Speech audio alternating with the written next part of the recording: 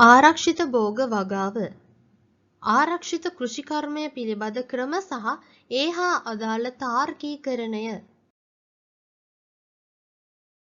විවිධ ආකාරයේ ශාක වගා කිරීමේ ව්‍යුහ තුළ උද්‍යාන භෝග වගා කළ හැකිය. මේ ව්‍යුහ මගින් එලිමහන් විවෘත වගාවට වඩා වාසිදායක පරිසරයක් ශාකවලට ලබා දිය හැකිය. පාලනය කරන ලද පාරිසරික තත්ත්ව යටතේ භෝග වගා කිරීම ආරක්ෂිත වගාව ලෙස සරලව දැක්විය හැකිය. උද්‍යාන භෝගවල ආරක්ෂිත වගාව මගින් නිෂ්පාදනය වැඩිදියුණු කිරීම සම්බන්ධයෙන් අතිවිශාල වාසි ලබා දේ. ආරක්ෂිත වගා තාක්ෂණය භාවිත කරනු ලබන්නේ ශාක අහිතකර දේශගුණික තත්ත්වයන්ගෙන් සුළඟ, තද වර්ෂාව, මීදුම වැනි ආරක්ෂා කර ඉතා උසස් ගුණාත්මක අස්වැන්නක් ලබා ගැනීමටයි. මේ ආකාරයේ වගාවන් හරිතාගාර තුළ සිදු කළ හැකිය. ආවරණ ද්‍රව්‍ය මත පදනම්ව පොලිටනල්ස් වැනි විවිධ ව්‍යුහ හරිතාගාර ලෙස භාවිත වේ.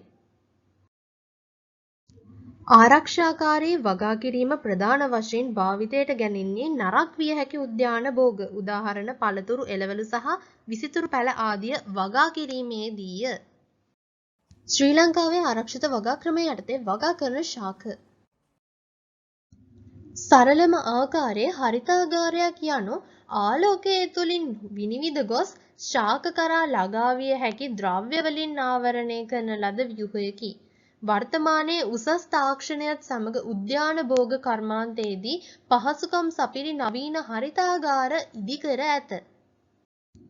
මේවා තුළ පැලෑටියේ ශුද්‍ර පරිසරය වඩාත් නිවැරදි ලෙස පාලනය කරනු ලැබේ.